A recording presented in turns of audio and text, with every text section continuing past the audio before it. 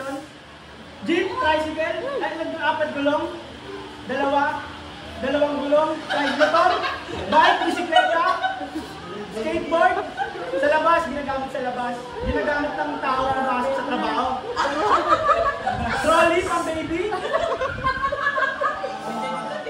Sa labas, ilang dalawa gulong, isang gulong, transportasyon, walang gulong.